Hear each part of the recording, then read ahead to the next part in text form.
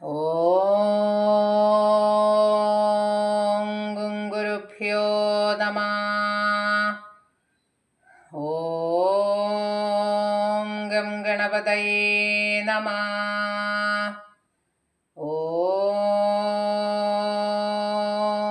സംസരസ്വത്യൈ നമഃ. പീതാംബരംഗരവിരാജിതശംഖചക്രകൗമോദഗീ സരസിജം കരുണാസമുദ്രം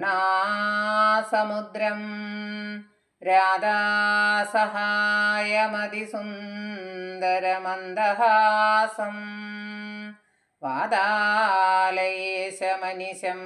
ഹൃദി ഭാവയാമി.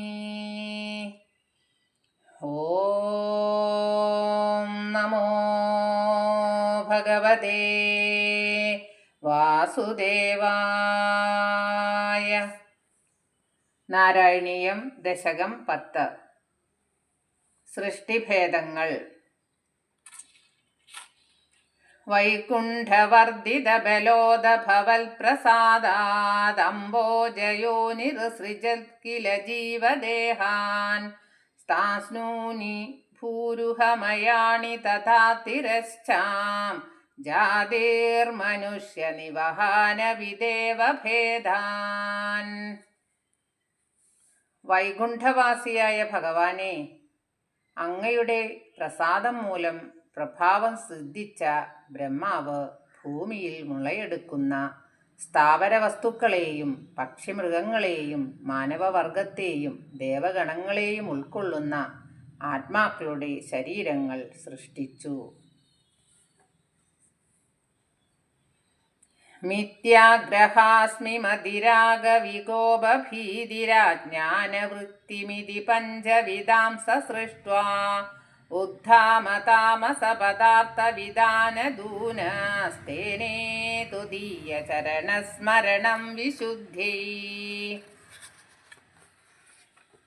ഇവയെല്ലാം സൃഷ്ടിച്ചതിനു ശേഷം അദ്ദേഹം മിഥ്യാബോധം, അഹങ്കാരം, രാഗക്രോധഭയങ്ങൾ എന്നിങ്ങനെ 5 വിധത്തിലുള്ള അജ്ഞാനങ്ങളെ സൃഷ്ടിക്കുകയും ആ താമസവസ്തുക്കളുടെ ക്രൂരശക്തി കണ്ട് ദുഃഖാകുലനാകയാൽ വിശുദ്ധി വീണ്ടെടുക്കാൻ അങ്ങയുടെ പാദപൂജ ചെയ്യുകയും ചെയ്തു.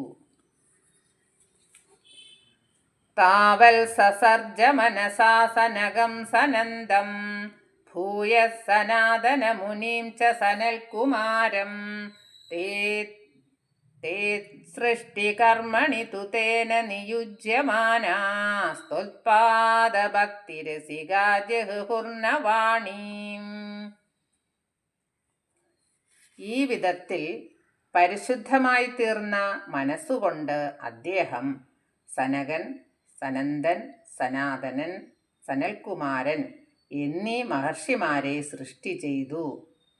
അങ്ങയുടെ പാദഭക്തിയുടെ രസം മനസ്സിലാക്കിയ അവർ സൃഷ്ടികർമ്മത്തിലേർപ്പെടാൻ ബ്രഹ്മാവ് പ്രേരിപ്പിച്ചതിനെ അനുസരിച്ചില്ല. താവൽ പ്രകോപമുദിതം പ്രതിരുദ്ധദോസ്യ ഭ്രൂമദ്യതോ ജനിമൃഢോ ഭവദേകദേശ നാമാനി മേ ഗുരുപദാനി ചഹാവിരിഞ്ചേത്യാദൗ രുരോധ കില തേന സരുദ്രനാമാ.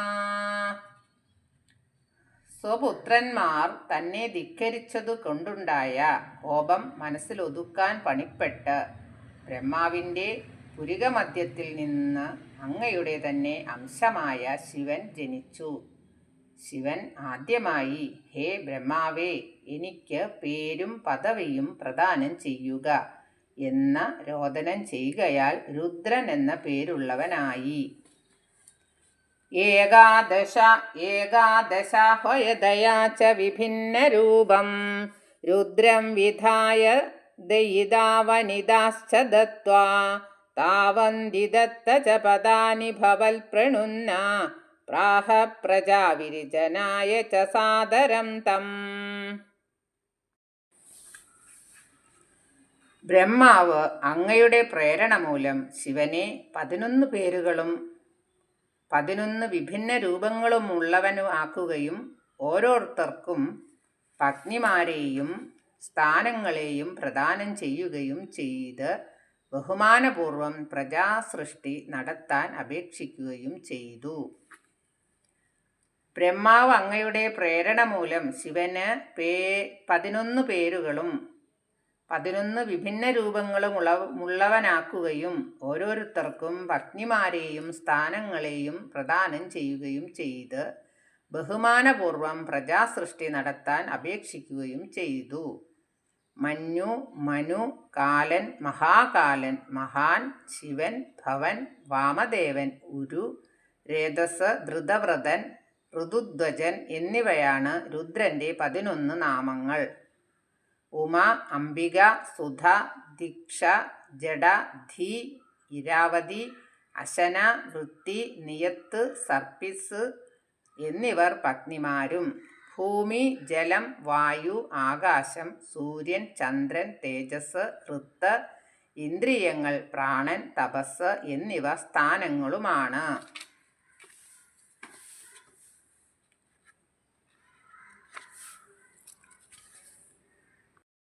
രുദ്രാഭിസൃഷ്ടഭയദാകൃതി രുദ്രസംഗസംഭൂര്യമാണ ഭുവനത്രയഭീതചേതാ മാമാ പ്രജാസൃജ തപശ്ചരമംഗളായേത്യാചഷ്ടതം കമലഭൂർഭവതീരിതാത്മാ.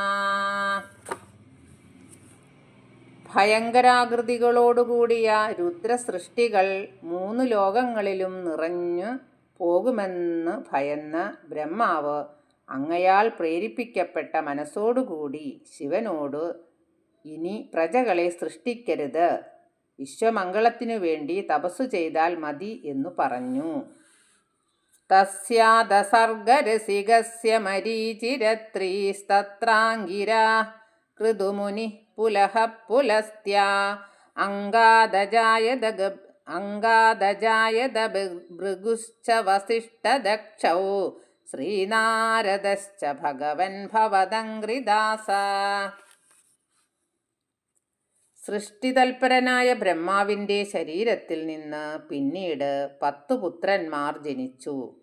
മരീചി, അത്രി, അംഗിരസ്, കൃതുമുനി, പുലഹൻ, പുലസ്ത്യൻ, ഭൃഗു, വസിഷ്ഠൻ, ദക്ഷൻ എന്നിവരും അങ്ങയുടെ പാദഭക്തനായ നാരദ ഭഗവാനുമാണ് ആ പുത്രന്മാർ. ധർമാദികാനഭൃസിജന്നധകർധമം ച വാണീം വിധായ വിധിരംഗജസംകുലോഭൂൽ ത്വൽബോധിതൈസ്സനഗദക്ഷമുഖൈസ്തനൂജൈരുദ്ബോധിതശ്ച വിരരാമതമോ വിമുഞ്ചൻ. പിന്നീട് ധർമ്മദേവൻ, കർദ്ധമരാജാവ് എന്നിവരെ സൃഷ്ടിച്ചു. കമലാസനൻ സരസ്വതീ ഭഗവതിയെ സൃഷ്ടിക്കുകയും മദനവിവശനായി തീരുകയും ചെയ്തു. അങ്ങ് ജ്ഞാനം നൽകിയ സനകൻ, ദക്ഷൻ എന്നീ പുത്രന്മാരുടെ ഉത്ബോധനം നിമിത്തം അദ്ദേഹം തമസ്സിൽ നിന്ന് മോചിതനായി ദുഷിച്ച വികാരത്തിൽ നിന്ന് വിരമിച്ചു. വേദാൻ പുരാണ നിവഹാനഭി സർവവിദ്യാ കുർവൻ നിജാനന ഗണാചതുരാനനോസൗ പുത്രേഷു തേഷു വിനിധായ സസർഗവൃദ്ധിമപ്രാപ്നുവംസ്തവ പദാംബുജമാശ്രിതോഭൂത്.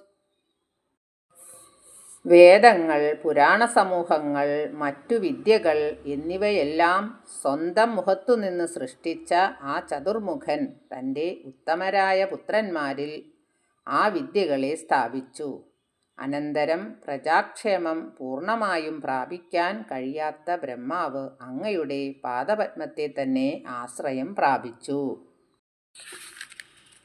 ജാനന്നുപായമദദേഹമജോ വിഭജ്യ ശ്രീപുംസഭാവമഭജന്മനു തദ്വദൂഭ്യാം താഭ്യാം ച മാനുഷകുലാനി വിവർദ്ധയംസ്ത്വം ഗോവിന്ദമാരുതപുരേശ നിരുന്തിരോഗാൻ. ഹേ വിശ്വനാഥ, അങ്ങയുടെ കാരുണ്യം നിമിത്തം തോന്നിയ ഉപായത്തിൻ്റെ ഫലമായി ബ്രഹ്മാവ് സ്വശരീരത്തെ സ്വയംഭൂമനുവിൻ്റെയും പത്നിയായ ശതരൂപയുടെയും രൂപത്തിൽ സ്ത്രീ പുരുഷഭാവത്തിൽ വിഭജിച്ചു.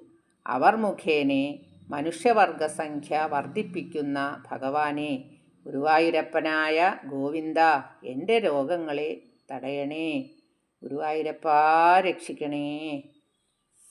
ശ്രീഹരയേ നമഃ.